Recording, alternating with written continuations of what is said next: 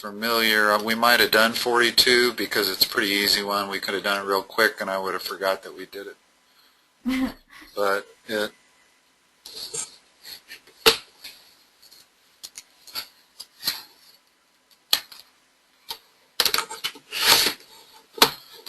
Notice also on 42 that you don't need a calculator. You don't? Not really. What are you going to do to figure out the total weight?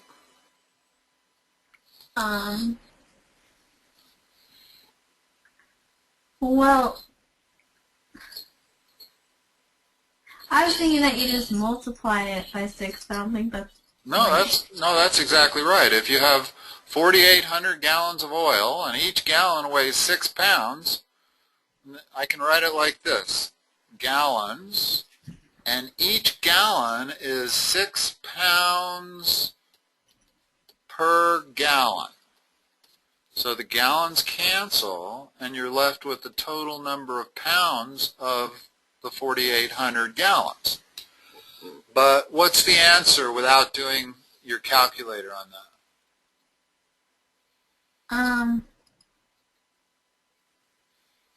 20. No. Yeah, no. Yeah, 28. Sure. If you were in the field and you didn't have a calculator and you wanted a rough estimate, you would multiply the 6 by the 4,000, right? Yeah. Because that's the most important digit. You don't care if you miss the tens digit, but you don't want to be off in that digit. That would be some serious mistakes if you were an engineer. So you know the first digit has to be 2. It's approximately 24,000 and change. Well, the only answer that even fits is that one.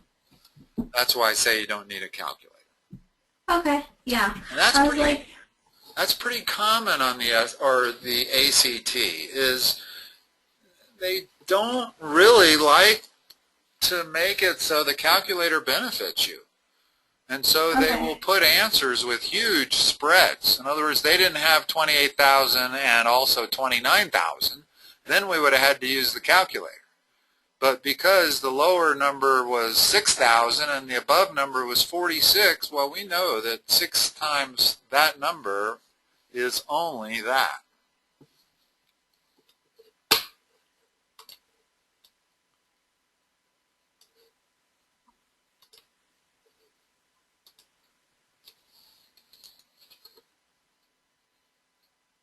Okay. Angle A is 30. Angle B is 60. So the angle C, no, never mind. No, you're absolutely right. It's a right triangle, has to be. And So, CB is 16 units long. So in order to find out the area of this triangle, I need its base and its height.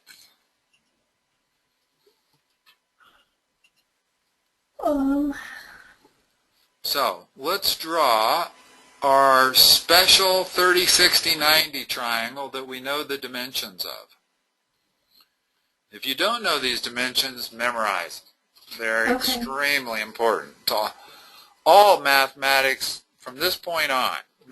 These two special triangles, I call 2 of them because the other one's the 45, 45.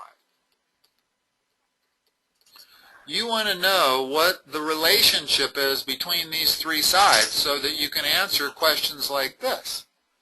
Well, I call these my unit triangles, and the reason I do that is the side opposite the shortest angle is 1, which makes that one square root of 3 and that one 2. And this triangle down here, it's 1, 1, square root of 2.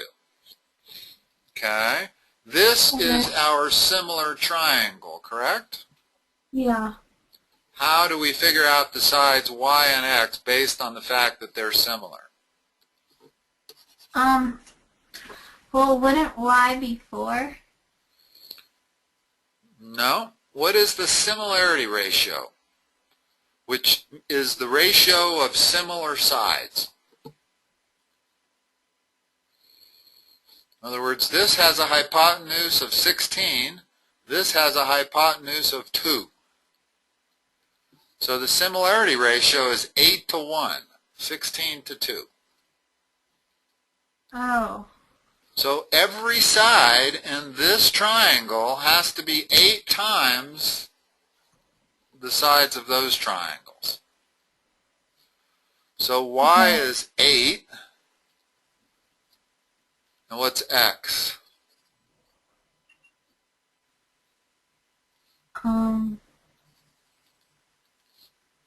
Is it 8? It has to be 8 times this side.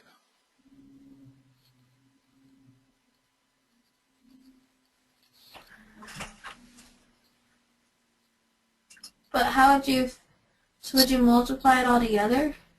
Yeah, what you do is you take your similarity ratio by dividing the bigger side by the smaller triangle side. So I get an 8 to 1 ratio. Every side over here has to be 8 times its length over here. So I multiply 1 times 8 to get 8, and I multiply root 3 times 8 to get 8 root 3. Now, these two triangles are similar, and every single side is exactly 8 times its comparable side in my unit triangle. So now that I have this triangle dimensioned, what's its area? Would it be General formula for area of a triangle? base times height divided by 2? Or half? Yeah. 1/2 base times height. It's the same thing as what you said, but if you put the 1/2 in there first, you'll never forget it. If you wait and put it in at the end, you might forget it. I just know the way memory works, and you never forget 1/2 base times height. So what is it here?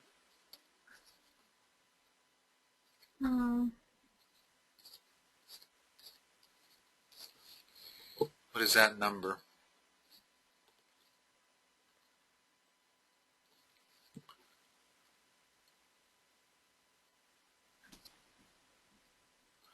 Remember, it's not a decimal. You don't want to put that number in your calculator. Look, in other words, because if you look at all your answers, you can see they're all in terms of radical. There's a root 3 in there, so you certainly don't want to convert that root 3 to a decimal. You just want to multiply the 1/2 times the 8, multiply that by 8 again, and you got that number times root 3. In other words, that 2 cancels out to make a 4. 8 times 4 is 32 root 3. There's your answer. Notice that if you'd have tried doing it in the calculator, you'd have gotten some decimal, and it would have been hard to figure out which of these numbers equaled that decimal. Oh. So a calculator actually would have set you back a few seconds here. And that's usually the case. You don't convert pi to numbers, and you don't convert radicals to decimals. You leave them in their exact expression. There's nothing more exact than root 3.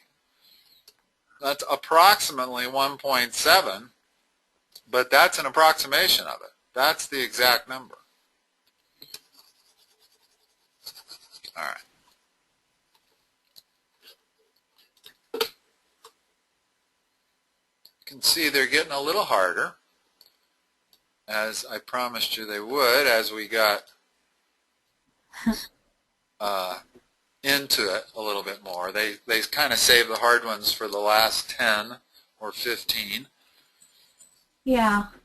Okay, so we have an equation, y equal 2x plus 1. And they want to know which of the following lines not only goes through the point 0, 3, but it's also perpendicular to this line. Well, if it's perpendicular to that line, what is its slope? Isn't it the same? No. Perpendicular is parallel would be the same. If we were talking about a line that was parallel to this line, then they would both have slopes of 2. But when it's perpendicular, you get the negative reciprocal. Oh. So the slope of our perpendicular line is minus 1/2. So isn't it F? Yeah, they only put 1 minus 1/2 in there, so they made it easy. We didn't even have to use this point. But notice that that point means the y-intercept is 3. That's what the point going through 0, 3 means. In other words, there's the thing. Well, that point right there is not only the y-intercept, but it's also 0, 3. Okay. Okay? If they would have had 2 answers that both had a negative half as a coefficient, then you'd have picked the one that went through plus 3 as a y-intercept.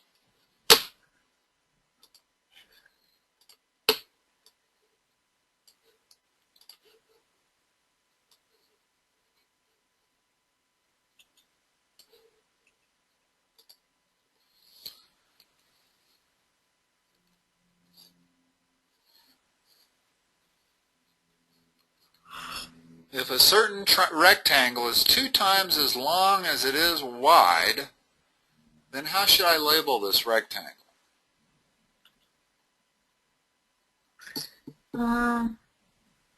Would you label it 2 to the square root of 2? No, 2x and x.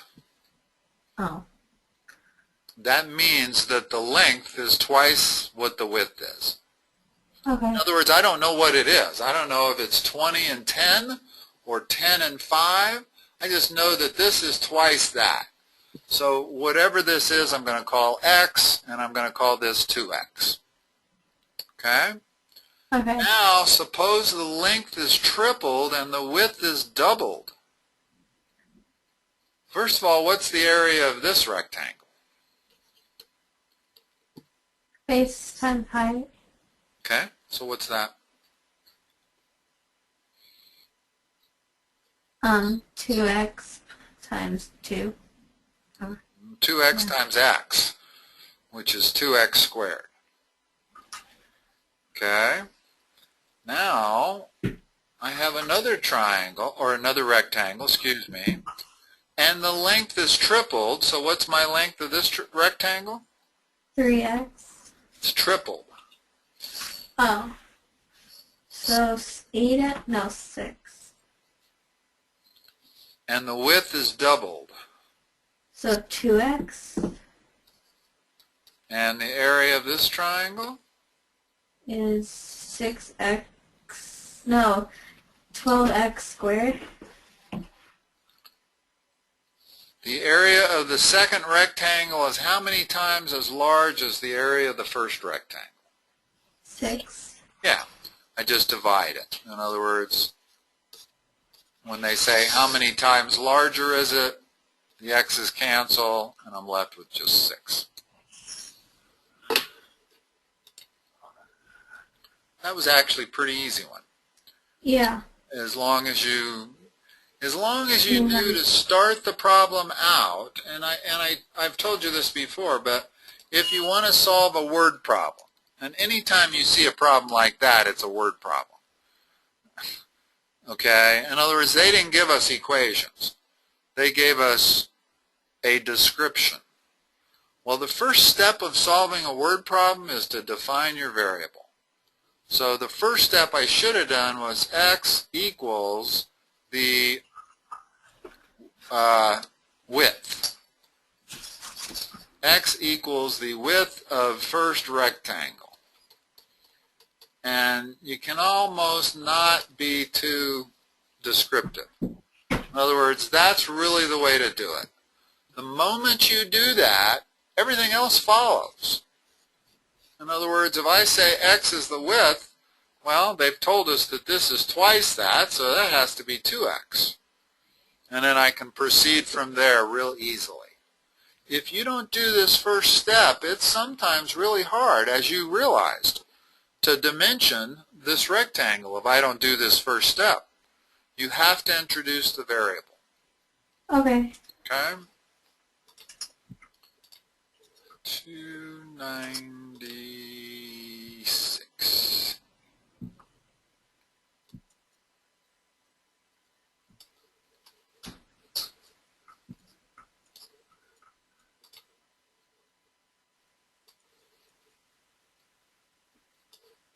Hold on.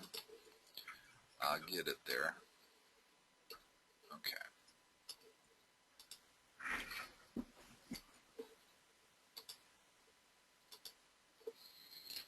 For what value of z would the following system of equations have an infinite number of solutions?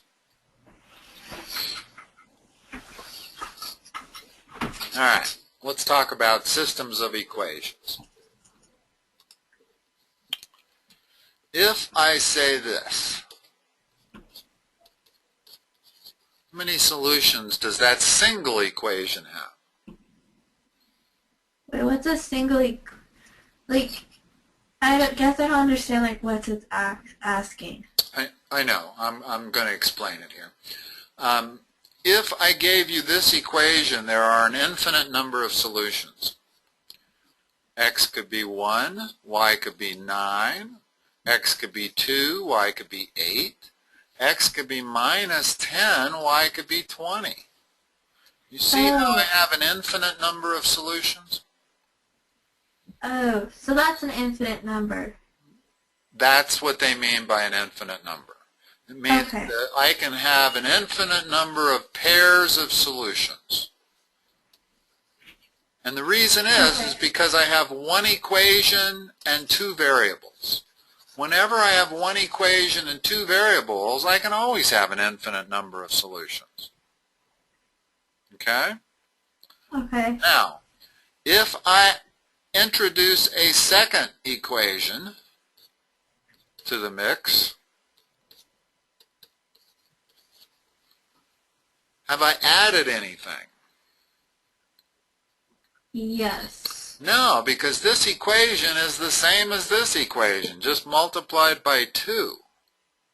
Oh. I can't solve this system of equations. In order to solve a system of two equations and two variables, they have to be independent equations. They can't be the same equation. In other words, if I added the equation x minus y equal 10, well, now I can solve it real easily. I'll just add the two equations. I get 2x equal 20, x equals 10, and if x equals 10, y equal 0. So if I have two independent equations and two variables, I have precisely one solution.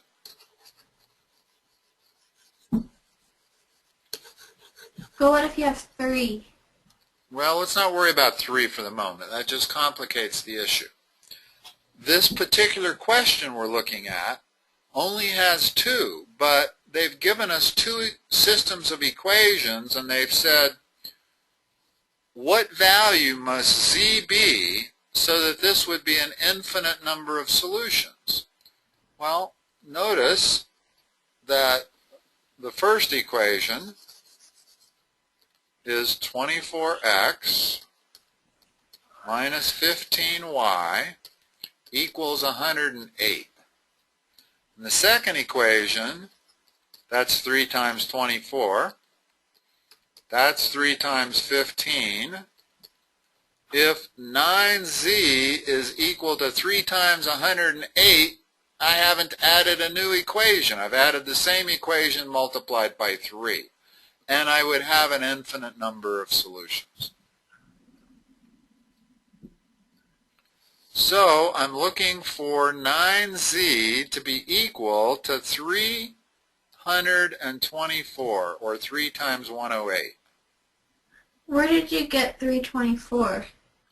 3 times 108. Let's back up. Hold on. I can make this clear. If I told you this was my second equation, you would say to me that that has an infinite number of solutions because you really only have one equation. The second equation you wrote down is exactly 3 times the first. Okay. In all spots. Which means that even if I try to solve this by elimination, I'm going to get 0 equals 0. It's not going to solve because I don't have a different second equation.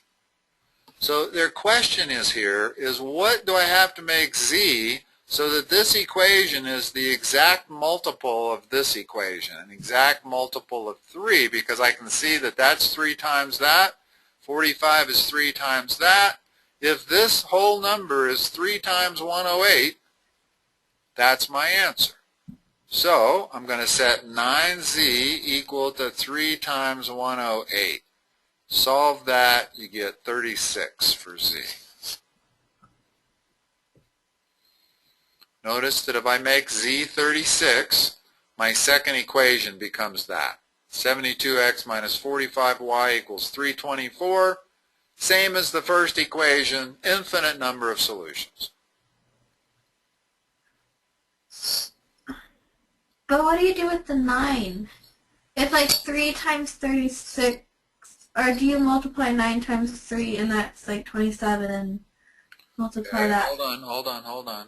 We had 9z equals 3 times 108.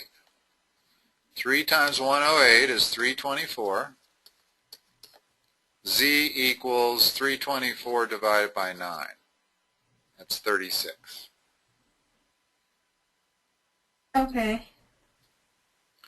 Before we leave this subject, let's talk about a different situation where you have 2 equations and 2 variables.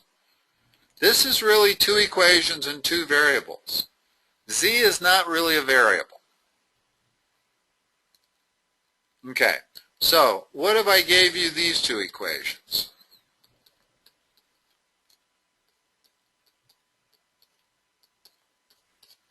How many solutions does that have?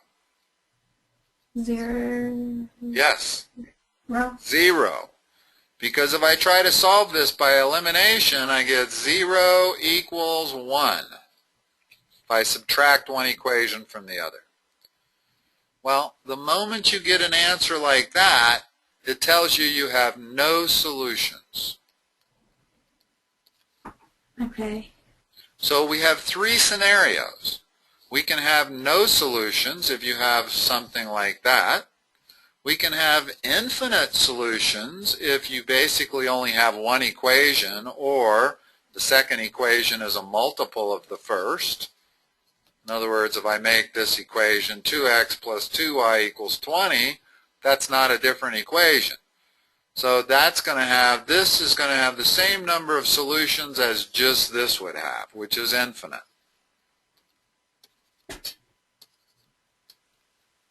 Okay. And the final thing is one solution, this is the normal one you get. Usually when they give you 2 equations and 2 unknowns, you get one solution. It's unusual that you get no solutions or infinite number of solutions. So you need to know all 3 situations here. If I make this number 19, that's a different equation. I can now solve it. It'll have exactly one solution. Okay. All right.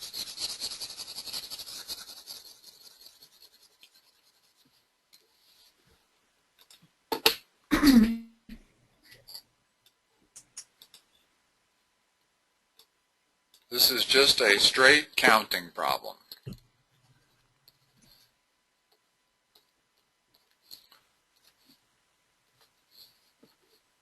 List all the prime numbers between those. Prime numbers are the one that doesn't have anything that goes into them, right? No factors other than 1 and themselves. Are there any 2 numbers that multiply to 37? No. So that's prime. All evens are not prime. So the next number I need to check is 39. Is that prime?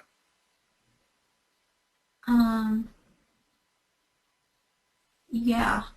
No, that's divisible No, it's by not. 3. 15. That's divisible by 3, so that's not prime. 41. I'm now Yeah, only checking odd numbers. it is prime. Right.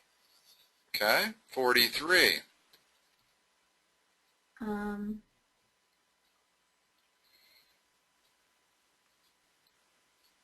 Yes. Okay. Yeah. That's prime. 45. Yeah, I know. Okay. 47. Yes. 49. No. 51.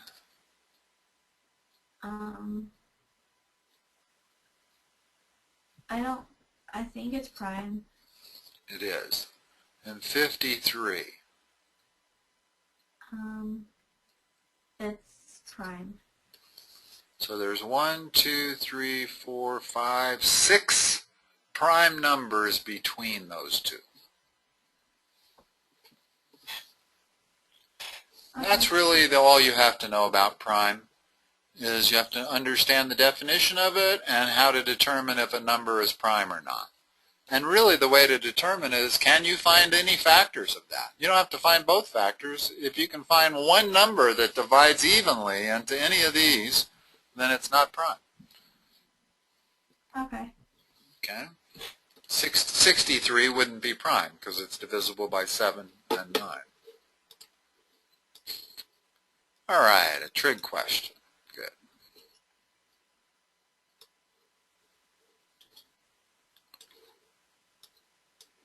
A relatively hard trig question.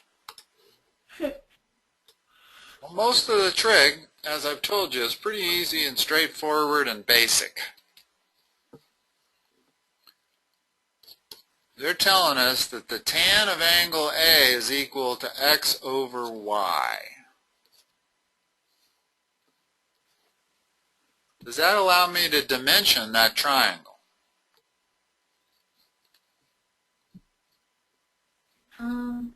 No. Yes, it does, actually. It means the tan of A is the opposite over the adjacent. Y is the adjacent, x is the opposite. And you can always do that. If they'd have told me the tan of A was equal to 2/3, then I'd have made this side 2 and this side 3. And then figured out what the hypotenuse was. Now let's do that problem, because you need to be able to know how to do that also. This is a little more complicated, so let's say, we'll do this problem also. Let's say the tan is 2/3. What's the sine of A? Well, when they tell me the tan is 2/3, I can make that 2 and that 3. What's the hypotenuse? Isn't it 3? Okay, you need to be able to solve a right triangle given two sides of a right triangle, because that's going to be asked of you about 6 times on this test, on how to find the third side of a right triangle when you're given two sides. What's the Pythagorean theorem say?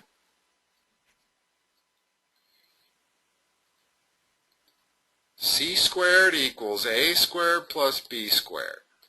Probably the most important theorem you get out of geometry class is that one. C is the hypotenuse. So C is equal to the square root of A squared plus B squared. So what is C in this case? If it's equal to the square root of A squared plus B squared.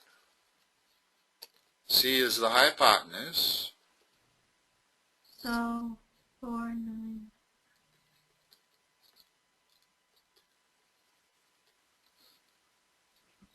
So now I have dimensioned my triangle. In other words, when they gave me two sides of it, I can figure out the third side. And if you don't know how to do that both ways, in other words, even if they've given you the hypotenuse on one of the other sides, you need to be able to figure out the third side. That's an absolute must. Okay. You're giving away 6 questions if you don't know how to do that. Okay? So, what's the sine of A?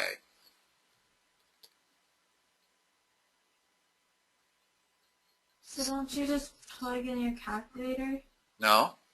Look at this triangle and tell me what the sine of A is using SOHCAHTOA. What's sine? So, isn't it opposite over adjacent? Sine is opposite over hypotenuse. Oh. That's what the SO. Opposite over hypotenuse. The CA is adjacent over hypotenuse, and the TOA is opposite over adjacent. So what is the sine of this angle? 2 over square root of 13. Exactly right. Now normally we would have to rationalize that, and in other words I'd have to multiply that by root 13 over root 13 to get rid of the radical in the denominator. Okay, so that's the basic way we do these problems. The only difference is in the problem we're looking at, they didn't give us a ratio, they gave us letters. Doesn't matter. We can work with those letters. If the tangent is equal to x over y, how can I dimension my triangle now? Isn't it x and y? X where? On the Opposite the angle A. There is only one side opposite an angle. There actually are 2 sides that are adjacent to an angle. If I say the side opposite angle A, it is only that one. okay. If I say the side adjacent to A, you actually have that one and that one, right? Both of those rays make up that angle. When they say adjacent, they mean the side adjacent not being the hypotenuse. So when they say adjacent to A, they're always talking about the short side, Okay. never the hypotenuse. If they mean hypotenuse, they use H. So now, start dimensioning this triangle based on the fact that the tangent of angle A is x over y. So which side is x and which is y? X is opposite of A and y is adjacent. Okay. Now, what's my hypotenuse?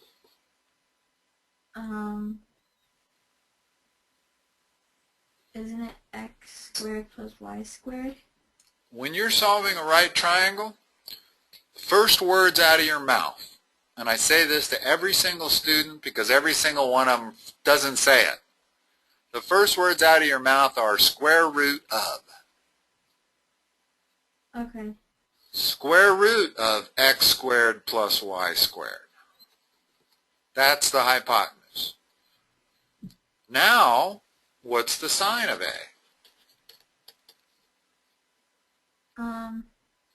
Isn't it x Okay. over square root of x squared plus y squared? Answer H. Exactly. This is as hard a trig problem as you're going to get. Okay.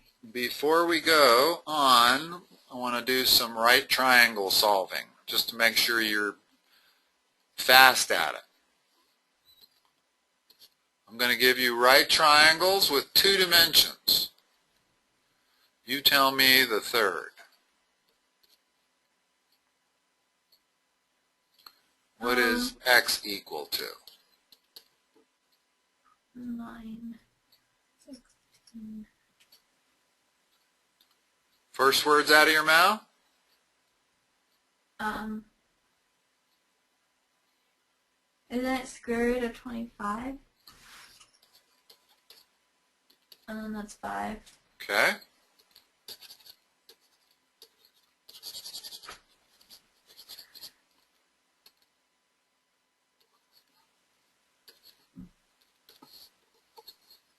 This is different. This one you're not solving for the hypotenuse. You're solving for one of the short sides. And there's only two cases. You're either solving for the hypotenuse, as we've done a couple times, or you're solving for a short side. That's it. Okay? Either case, the first words out of your mouth need to be square root of. This case, you take always the hypotenuse squared minus the other side squared. Notice that you always have a square root of, and you always have numbers inside that are being squared. So what would this be equal to?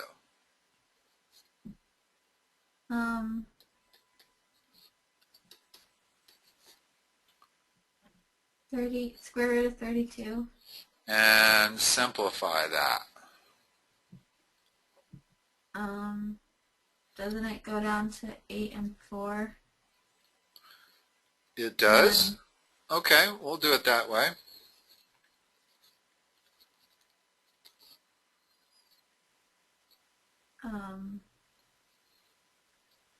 What's that? I'm not very good at this. Okay. What's the square root of 4? 2. So 2 root 8 is what the square root of 32 is, but root 8 isn't simplified. What is root 8 equal to? 4 and 2. In other words, this process that I just did is the key. Take your square root and separate it into two factors. One of those factors hopefully is a perfect square number.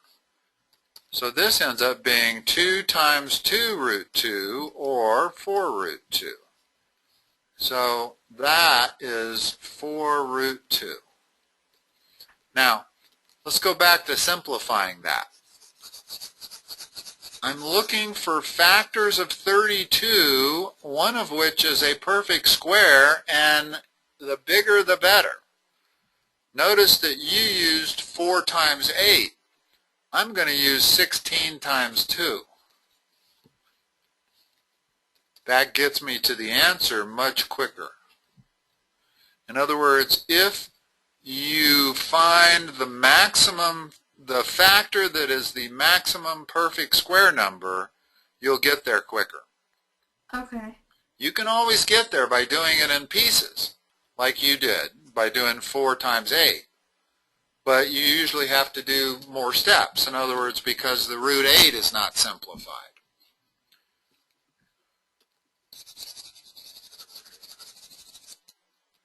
What's this?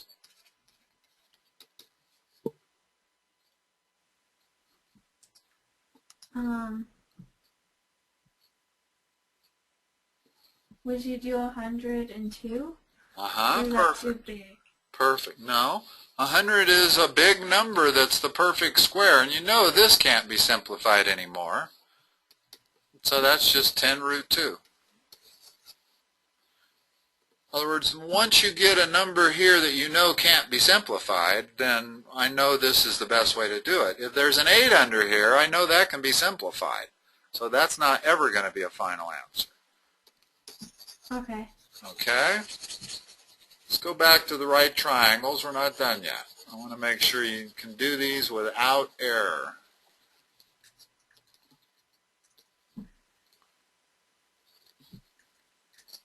What's X?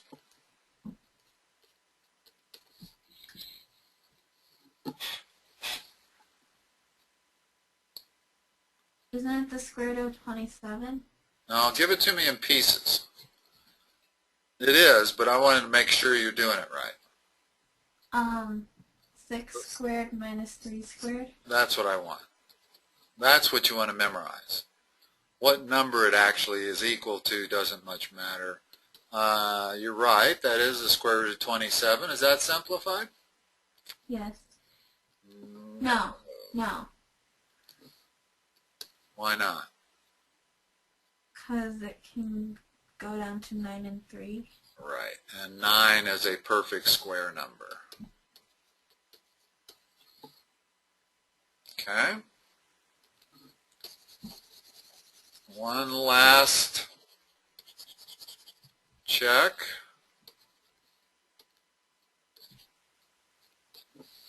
What's x equal to?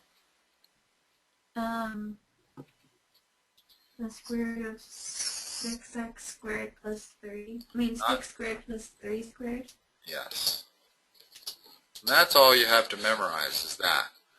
You can find out what the numbers are, but you need to know that when you're solving for the hypotenuse, it's the square root of the sum of the squares of the other two sides. But when you're solving for one of the short sides, it's the square root of the hypotenuse is always the first one that is squared minus the square of the other side. All right. Is this simplified? Yes. Because if I try to factor that, the only two factors are 5 and 2. Neither one of those is a perfect square, meaning I can't pull out a number. So if I simplify it, this is the best I can do, and 2 terms is not considered more simple than 1. So just because you can factor it doesn't mean that it is not simplified. In other words, square root of 10 is simplified, only because it factors only into 2 prime factors. Okay. Yeah, that definitely is one of the harder trig problems. But it wasn't really that hard, as long as we...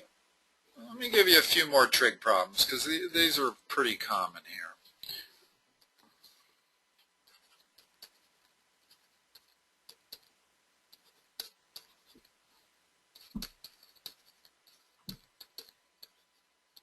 How do I solve that?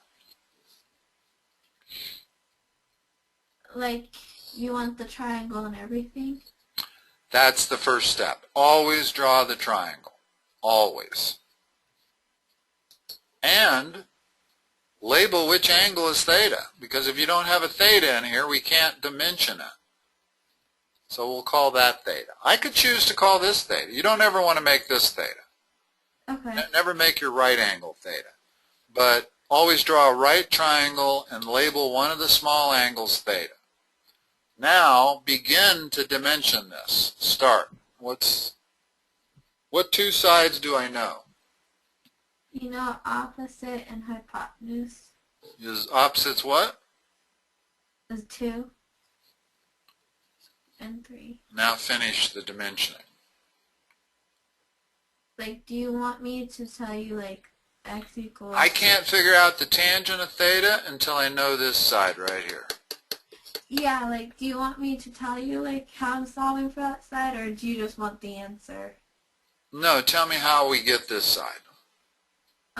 You do x equals square root of 3 squared minus 2 squared. Okay, what's that equal to? 5. Square root of 5. Yeah, square root of 5. So that's that side. Now you can tell me what the tangent of theta is. Isn't it 2 over square root of 5? And rationalize that, because you would not find that answer under multiple choices.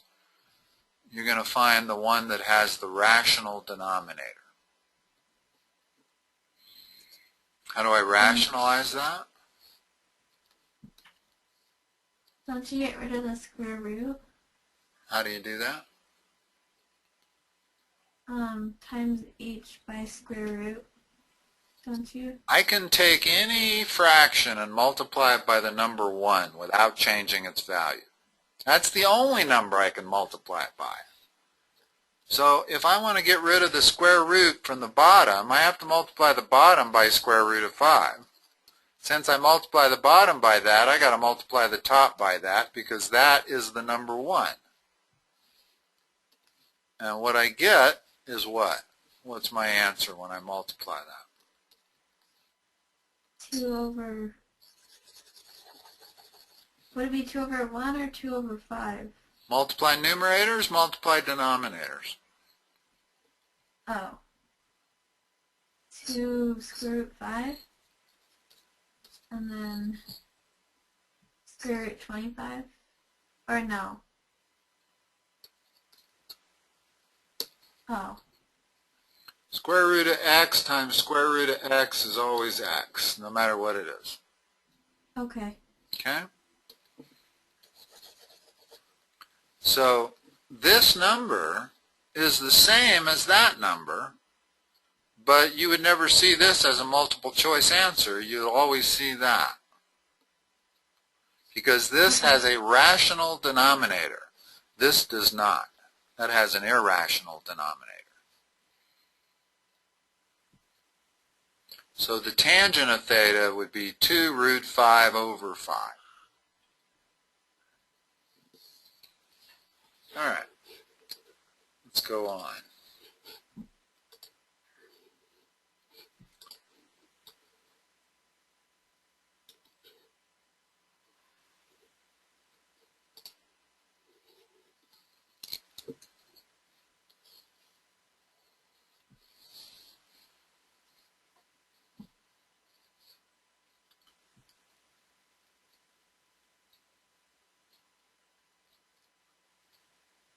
So what they're saying here is that she's going to prioritize, or she's going to separate out her day. And she plays piano for 1.5 hours every day. What should this angle be?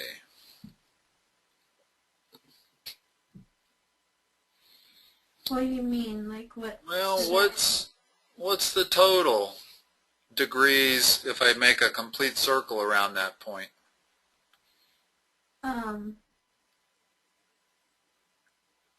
Don't you do like 360? Yes. In other words, here's what I'm going to do.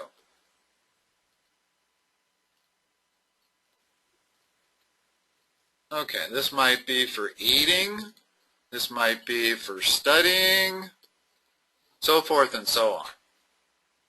So the total angle of 360 equals 24 hours, right? Yeah. Because there's 24 hours in a day, that's going to equal 360 degrees. So how many degrees is 1.5 hours going to equal? Well, I can set up a straight ratio. 1.5 is to 24, whatever that ratio is the same as x degrees is to 360. And then don't you just cross multiply? Yes. And solve for x.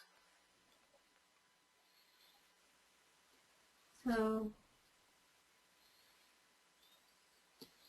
I multiply that by 360. So is it 22.5? Uh-huh.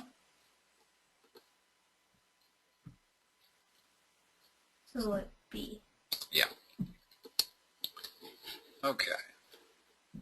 The important part of that problem is knowing that you have 360 degrees in the full circle, and that's just a sliver, and you also have 24 hours in the full circle. So it doesn't matter how many slots she has on the circle, it just matters that they add to 24 hours. Okay. Sleep, 8 hours. Eat, 4 hours. Well, that's a lot of eating. We'll say 2 hours.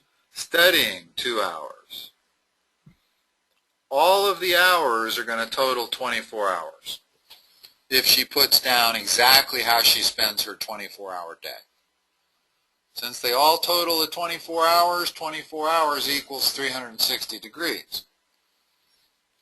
And then we just have to figure out the ratio of 1.5 to 24 is the same ratio as whatever this angle is to 360. All right. Told you they were going to get harder. Yeah. Weren't you the one that told me that when you took the test, the questions seemed harder than the level of difficulty we had been going over? Yeah. Yeah. It was a little Well, hard. that's right. That's because we hadn't hit any of the hard ones. In other words, we had only done 1 through 30 at about that point in time. Yeah. I wasn't used to those. Right. Okay. We have a line. A, B, and C lie on the same line. A, B, C. If the length of AB is 9 and the length of BC is 11, what are all of the possible lengths in measure of AC?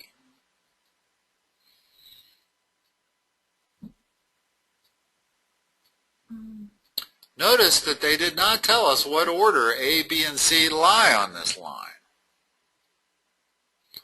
If they lie on this order, then AC has to be 20 and only 20. Right?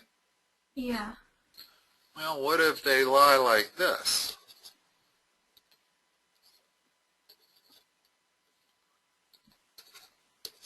Could they? No. Yeah. No, they couldn't, No. because AB from here to here would be 9, and they're saying BC is 11. Well, that can't be.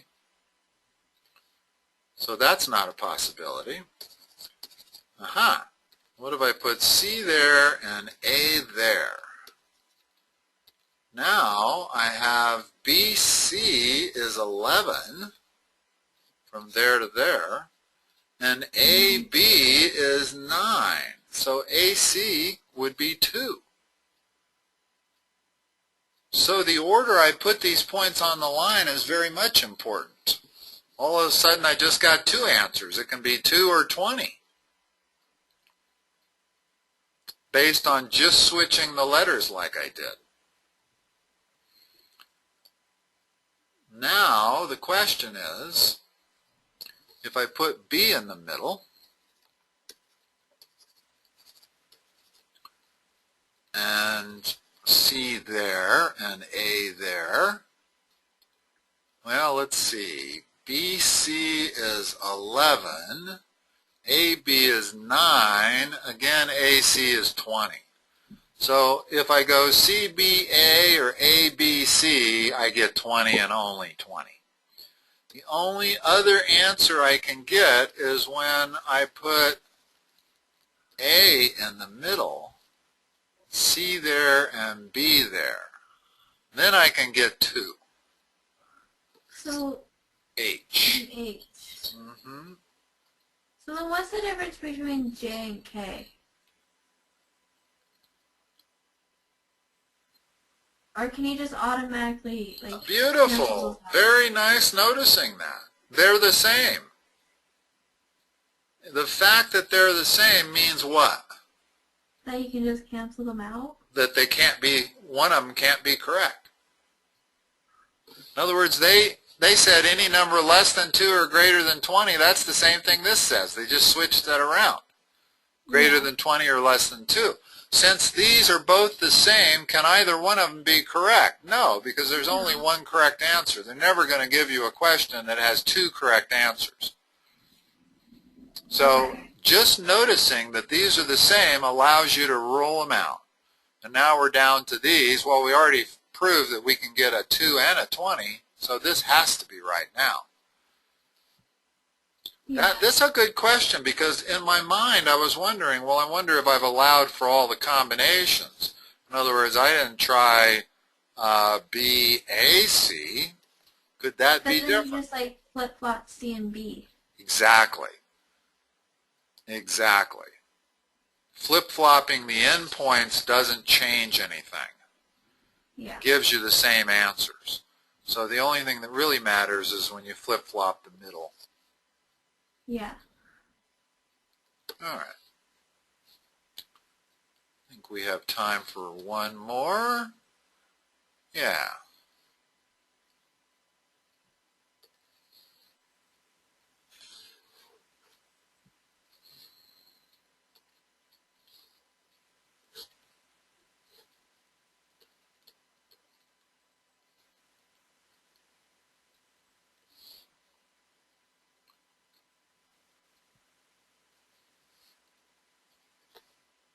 the length of this arc is 6 pi.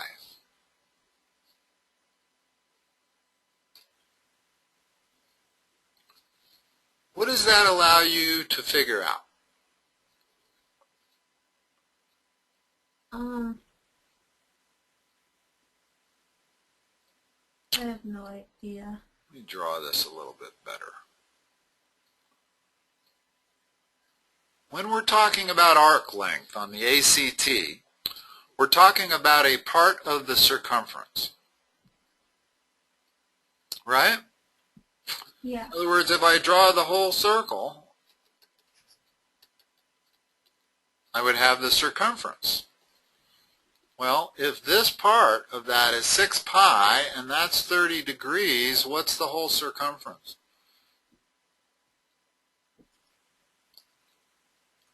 What's the formula for circumference? Well, it's not so much that you need well, you will need the formula for circumference. That's certainly one you want to know. Area is pi r squared. Circumference is 2 pi r. Okay. We're not ready for it yet. Oh, okay. First, we need to figure out what the circumference would be, because in order to figure out the area of this thing, we need this radius. Well, that radius right there is going to be figured out when I can figure out the circumference of the whole circle.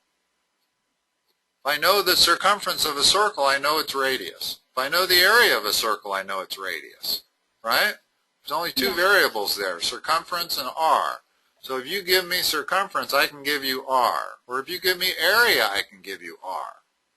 So first of all, what's the circumference of the whole circle? If 6 pi is part of it, what part of the circumference is that? The arc, or How many degrees is the whole circle? 360? So there's the ratio. In other words, 30 over 360 is the percentage of that arc of the circumference. So that's the same thing as 6 pi over x.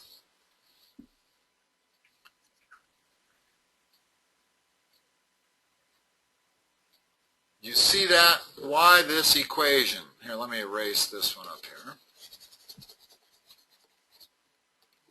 Do you see why this equation has to be true? Yeah. If I told you that a semicircle had an arc length of 6 pi, you would say, well, that's half a circle. The full circumference would be 12 pi, right? Yeah. Well, we don't have a semicircle here. We have just a segment, a sector. But the fact of the matter is that that is 1/12 of the circle, right? Yeah. 30 over 360 is 1/12. So this is going to be 1/12 of the area of the circle, and this is going to be 1/12 of the circumference of the circle. So I can now say the circumference of the circle is 12 times that, 72 pi. If the circumference of the circle is 72 pi, solve for r.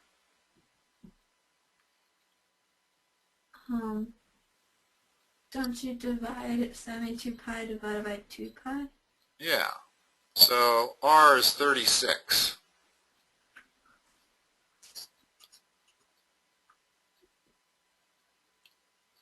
Now I have the area of the circle is pi times 36 squared times that sector is 1/12 of the area. So there is the area of our sector. 36 squared pi divided by 12. Well, that's 108 pi. Answer E. So for this one, you have to find the circumference and the area. You can't just stop at the circumference. Exactly. because the circumference, in other words, in order to find the area of this thing, I need its radius. I can't find the area based on that angle and that arc length. But give me the radius and I can find the area of that. That's 1/12 of a circle of whatever radius that is. So I kind of have to work backwards. Given this arc length of 6 pi, tells me that the total circumference would be 72 pi. And if I have a circle with a circumference of 72 pi, I can figure out the radius is 36. And if I have a radius of 36, I can figure out the area of the whole circle. And I know this sector is 1/12 of the area of the whole circle. So that's the process. Always remember that with circles, it's all about radius. You pretty much have to find the radius to solve everything. Any question they might ask you about circles. Okay. All right. Let's end it on question 51, and we'll pick up. And we're gonna do every Sunday at 6. Is that correct? Yeah. Yeah, I think I had that down. Yeah. Okay. Yeah. I will talk to you next Sunday. Okay. Thank you. All right, Lauren. Bye-bye. Bye.